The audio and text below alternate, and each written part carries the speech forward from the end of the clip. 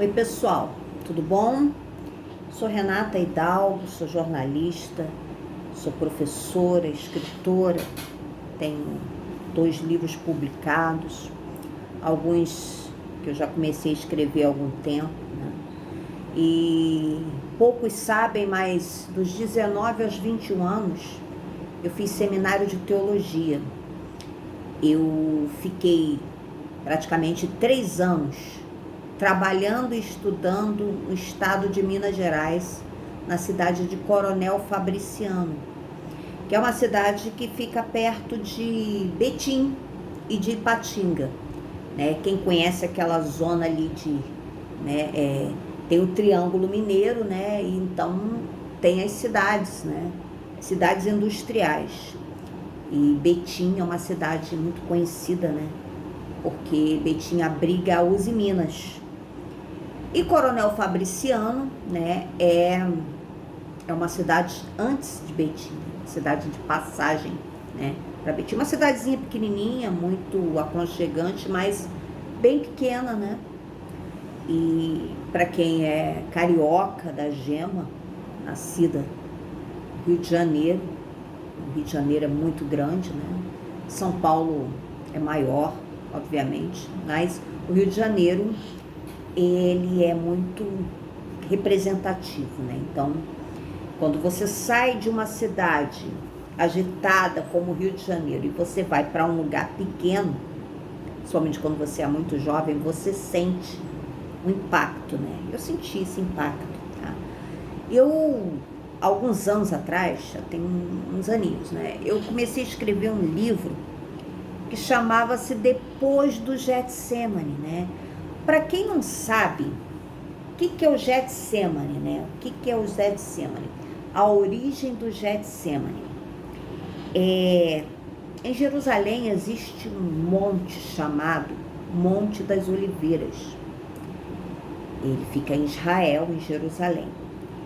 E nesse monte existem 2 grutas, havia 2 grutas onde Jesus costumava abrigar-se com seus discípulos durante a noite.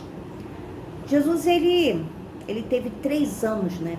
3 anos de atividades intensas, mas no meio de toda aquela intensidade que ele vivia, ele buscava os seus momentos de introspecção, né?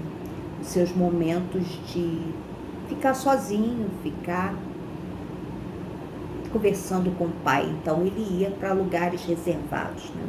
Por isso que é bom, né? A gente ficar sozinho, às vezes meditar, né? Às vezes quando a gente está com muitas pessoas perto da gente, a gente perde o foco. E a gente não pode perder o foco espiritual na nossa vida, né? Jesus já nos ensinou que ele ia para os lugares, ele se retirava. E o Monte das Oliveiras era um desses lugares, né? Lugares preferidos de Jesus, que ele se abrigava ali. E ao mesmo tempo ele ia conversar com o Pai. Você vê que até Jesus precisou, né, conversar com o Pai, né? Que dirá nós, né? Pobres mortais, não precisamos conversar com o nosso Pai espiritual, né? Então, essas 2 grutas, né? Uma era situada no alto, que era tradicionalmente chamada Gruta dos Ensinamentos, ou Gruta do Pai Nosso, né? E a outra, no sopé da montanha, perto da tumba de Maria, mãe de Jesus, ela é denominada Getsemane, que do hebraico, né? Getsemane, a palavra vem do hebraico, Gatshemane, não sei se eu estou falando certo, mas eu acho que é isso, que significa lagar de azeite, né? Que era um lugar onde se prensava o azeite. Você sabe que para que venha o azeite, né, é preciso prensar as azeitonas para que seja extraído aquele líquido, né, o óleo, né, que é o azeite. Então você precisa apertar, né, igual o vinho, né? O vinho você precisa pisar nas uvas, né, para poder sair o vinho.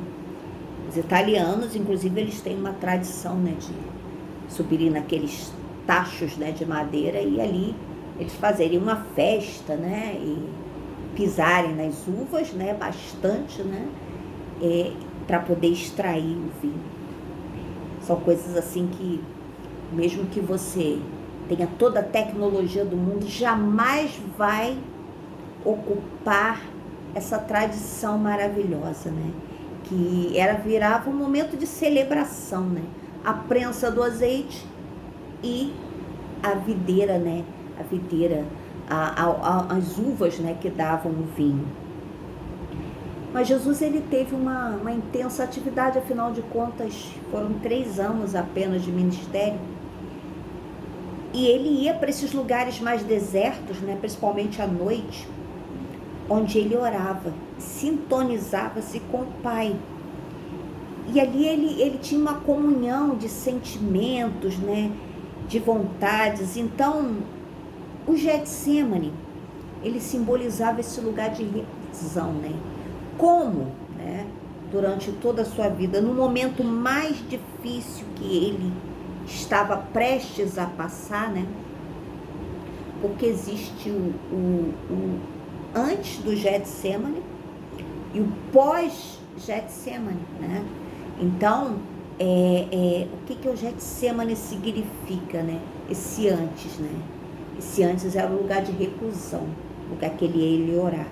E naquela noite em que ele foi traído, ele foi justamente para esse lugar. Ele foi justamente para esse lugar para conversar com o Pai, se desabafar, porque era um momento difícil. Por que era um momento difícil? Ele sabia que Judas vinha com os soldados para prendê-lo. Ele já sabia de tudo. Então ali foi chamada aquela última noite antes de Jesus ser levado para o sacrifício, para a crucificação. Ela foi chamada de noite da agonia. Por que noite da agonia, né? Porque sabe aqueles momentos que você passa na sua vida e que você acha que não tem saída? Em que todo mundo fica mudo com você? Até Deus, você acha que ficou mudo com você, né? Eu já passei por momentos assim. E você sente aquela agonia, aquela angústia, né? E Jesus passou por isso e foi uma noite terrivelmente angustiante. Uma noite de agonia, né? E o abandono estava por todos os lados. Ou seja, o que o abandono estava por todos os lados? Se aconteceu com Jesus, né? Acontece com todos nós. As pessoas que às vezes a gente precisa não estão do nosso lado. Todos somem. Ou todos se fingem de indiferentes, né? O que aconteceu com Jesus? Foi a mesma coisa. Ele procurou os discípulos e eles estavam dormindo. Eles ignoraram toda aquela situação, porque eles não sabiam o que estava para acontecer, apesar de Jesus já ter falado com eles que isso ia acontecer, né? Eles ignoraram, né? É como nós, né? Que às vezes a gente ouve tanta coisa boa, as pessoas falando coisas boas pra gente, e a gente ignora, né? A gente ignora, às vezes, os conselhos que a gente recebe, né? As admoestações, né? Que é pra gente, vamos melhorar, acho que você tem que melhorar, entendeu? Eu acho que você tem que mudar as suas atitudes, e a gente entra por ouvido e sai pelo outro, né? E continuamos errando. Até que Jesus falou, né, naquele momento amargo de tristeza, ele se sentiu como nós nos sentimos às vezes abandonados, rejeitados, menosprezados, né? E ele sentia até, sabe, o abandono de Deus, né? O abandono do Pai. Olha só, né? Como que Deus pode abandonar Deus, né? Mas era aquele momento que ele precisava sentir aquela dor do ser humano para entender exatamente, né, que aquilo ali fazia parte. E às vezes as situações difíceis fazem parte da nossa vida, né? Por mais que a gente não queira passar por elas. Mas ele precisava tomar o cálice amargo da paixão. Esse cálice estava prestes a ser oferecido a ele. E ele disse, né, como diz em Marcos 14:34, se você for ler o livro de Marcos, que está na Bíblia, versículo 14, no capítulo 14, versículo 34, diz o seguinte: a minha alma está numa tristeza mortal. Jesus estava muito triste, angustiado. Ele estava mergulhado em profunda agonia, angústia, prostrado por terra. E a agonia dele era tão grande que o suor dele se transformou em gotas de sangue. Era o extremo do estresse que alguém pudesse suportar. Como estar ali, né? Sentindo todo o peso da humanidade que estava sobre ele, né? Conforme Isaías falou, né? Ele foi levado como um cordeiro manso para o matadouro. E as nossas iniquidades pesavam sobre ele. E Jesus, sentindo toda aquela pressão, né, que ele não tinha sentido, ele sabia que ele ia passar por isso, mas ele até então não tinha sentido em carne ainda que era isso. Ele disse, ele fez uma última tentativa ao Pai: Pai, se é do teu agrado, afasta de mim esse cálice. Mas ao mesmo tempo, ele falou aquilo num momento de desespero, de angústia, mas ele sabia que ele não podia ser afastado daquele cálice, né? Então ele disse o seguinte: não se faça todavia a minha vontade, mas sim a tua. Se você quer ver onde está escrito isso na Bíblia, está em Lucas 22, versículo 42.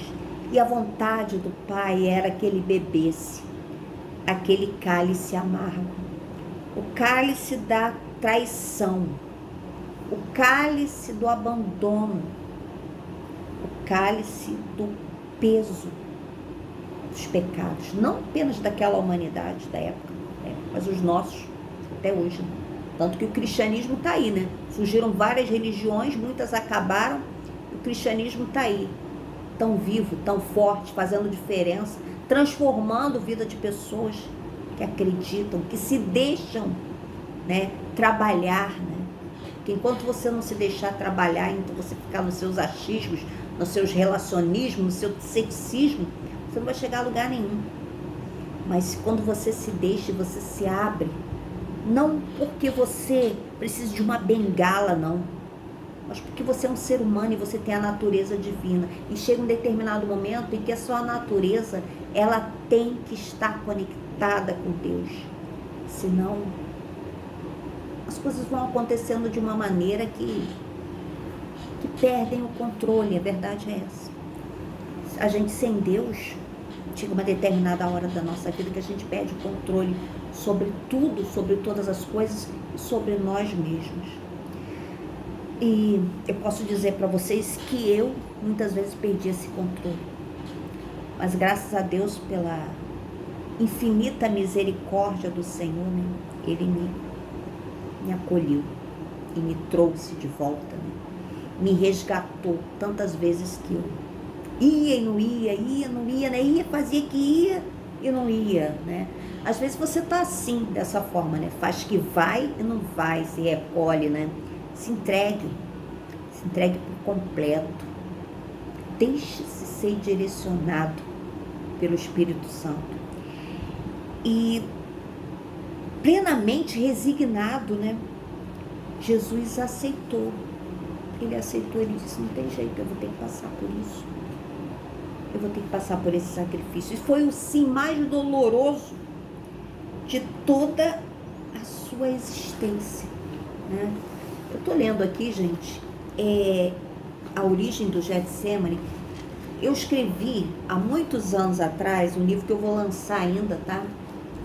Que ele chama-se Depois do Getsemane, tá? Depois do Getsemane, porque quando você bota para a câmera fica, né, a letra trocada, mas aqui está escrito Depois do Getsemane. Então, nesse livro aqui, eu conto um pouco da minha experiência né, de Getsemane, porque eu acho que todo mundo tem a sua experiência de Getsemane na vida, que é aquele momento em que você sente que todas as forças se esvaíram, né, e você fica em profunda tristeza, né.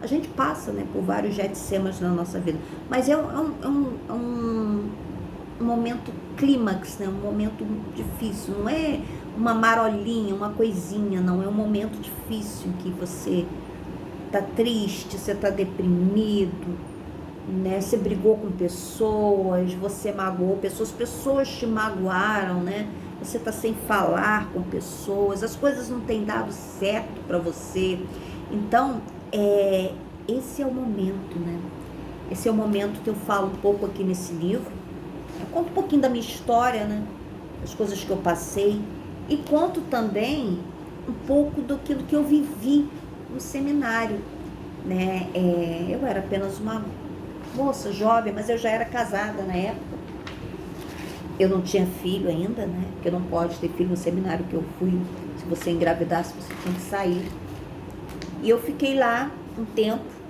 fiquei lá 3 anos, saí de lá com 20 anos praticamente, 20 anos, quase 21 anos, né, não, eu saí de lá com 21 anos, e eu fui pro Mato Grosso, né, porque o meu esposo na época, ele desistiu de fazer o seminário lá em Minas, e nós fomos pro Mato Grosso, eu fiquei um mês pro Mato Grosso, nós fomos de ônibus na época, tudo nós fizemos de ônibus, né, eu sei que encarar uma viagem de ônibus pro Mato Grosso, são quase 3 dias dentro do ônibus, desconfortável, calor, né?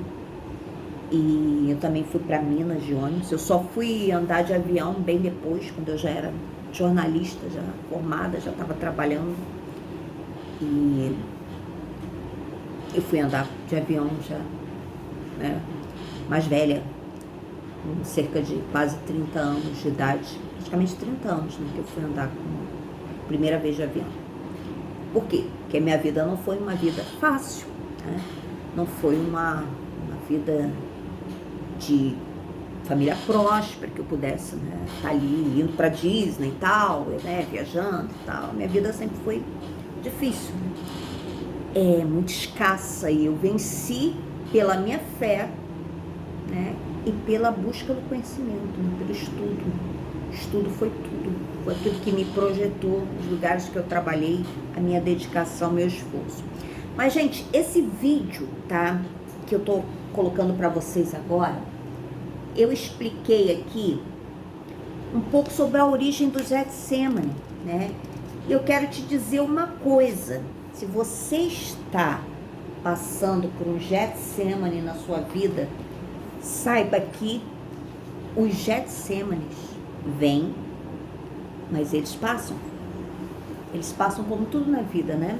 Jesus passou o seu momento de agonia, e depois ele ressuscitou, né?